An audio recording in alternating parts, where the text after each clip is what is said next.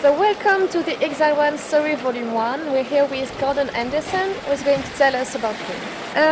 So tell us, Gordon, who are you? Okay, as you said, my name is Gordon Henderson, and this is my real name. It's not an artist borrowed name. I come from an island, I dare say a tiny island in the Caribbean, Dominica, not to be confused with the Dominican Republic, which is a country that shares an island with Haiti. They speak Spanish over there. The official language in Dominica is English, and we also speak Creole. The Creole that is spoken and I dare say experienced even here in the Indian Ocean, here in La Réunion, because we are in La Réunion, Reunion Island, if you will, in the Indian Ocean, close to Mauritius and Seychelles and these countries, yeah? Okay, so tell us, why Reunion Island? Okay, I'm here because this is the start of a world tour called 40 because I'm celebrating the 40th anniversary of my musical career. We speak of Exile One, but Exile One is within these 40 years. Exile One started in 1973. Reunion because I love this part of the world. It reminds me of the Caribbean in terms of the climate, the beauty of the island, in terms of the history and the culture. I chose Reunion too because of the geographical distance. It demonstrates the impact of Creole music from a global standpoint, how far the music can go. I'm also very much impressed by the way that the music of Exile One is so present in the musical culture of this island. And in this tour, I will try my best to be accompanied on stage by local musicians, meaning when I perform in Guadeloupe, I perform with musicians from Guadeloupe, Martinique, and similarly Reunion.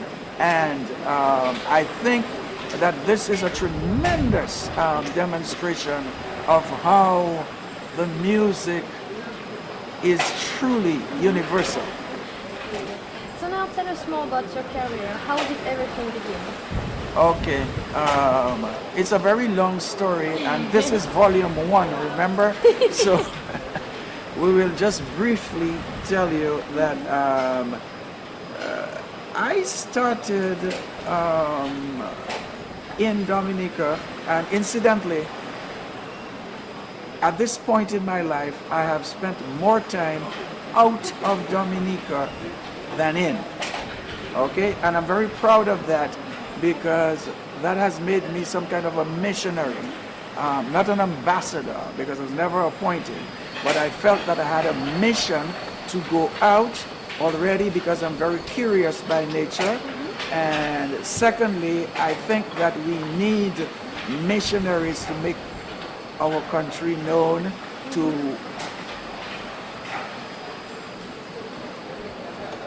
what I'm looking for the most appropriate word. Well, to simply say to hold hands with people of similar cultural commonality.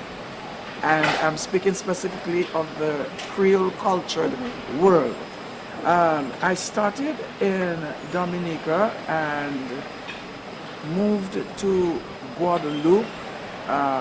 We'll have more details in a subsequent volume, n'est-ce pas? Yeah, and in Guadeloupe, I was fortunate to be a singer with a famous group called Les Vikings, the Vikings. And in that group there were fantastic musicians such as Pedro Decimus, who later, after the creation of Exile One, founded the group Kassav, the famous group Kassav.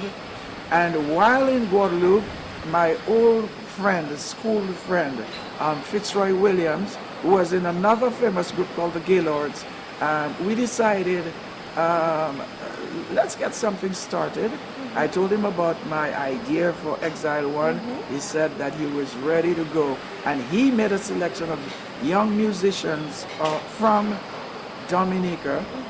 I invited them across, and we started Exile One in 1973. Okay. So Exile One is also Cadence Lipso. So how did it How did it start? Yeah. Yeah. How did it all? How was it started? Cadence Lipso is a name that I coined myself because it is a synthesis of Cadence Rampa of Haiti, sometimes called compa, or it's two very similar Haitian musical forms, and calypso, which it was and probably still is the predominant English-speaking genre in the Caribbean.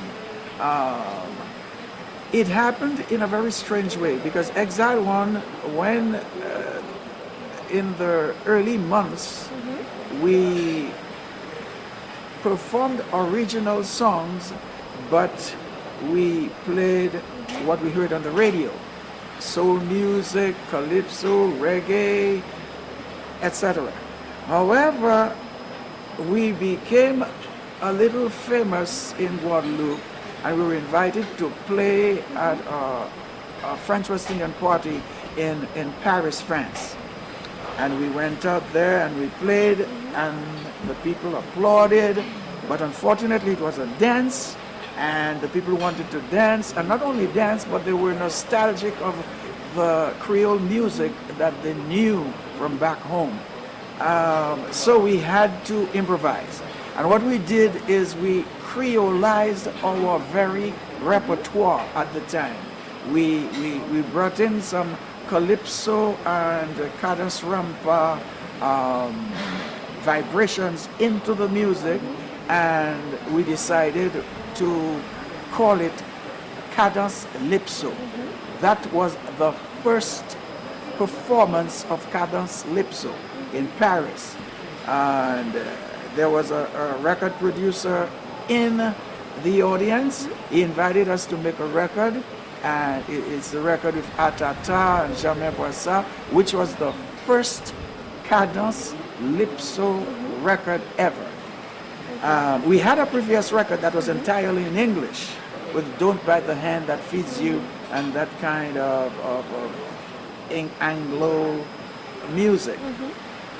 Atata became a tremendous hit.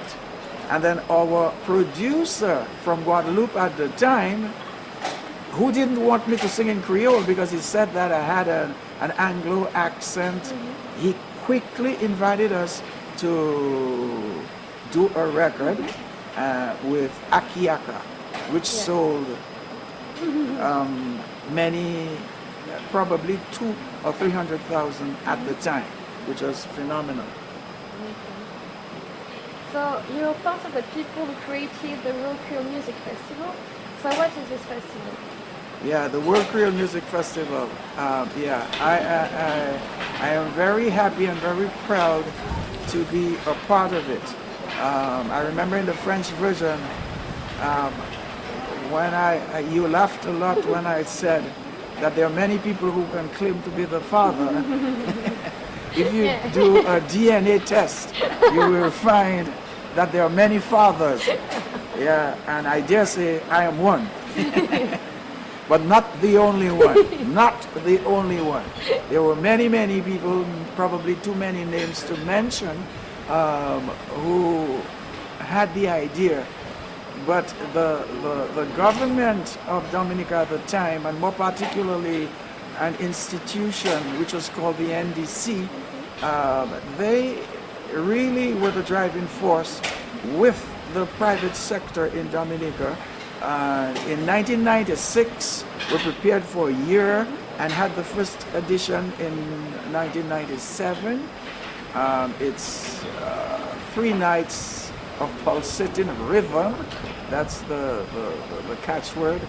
And practically all the major groups I dare say all the major groups of the Creole world, from New Orleans right across the Caribbean, have participated in this wonderful festival, which is on for it's annual, 13, 14 years. Unfortunately, because of economic reasons, and I hope that we'll be able to break these barriers, the Indian Ocean has not been represented so far, because to get to Dominica, you must travel all the way to Europe from the Indian Ocean, and from Europe to the Caribbean, and the cost of airline tickets, the cost is heavy. However, I must say that there are a few people from La Réunion who have been to the World Creole Music Festival, and they truly like the festival. We hope to see you there someday. Yes, I hope I could come one day. Yeah. And I will. Yes. So thank you, Gordon. You're most welcome. This was just part 1.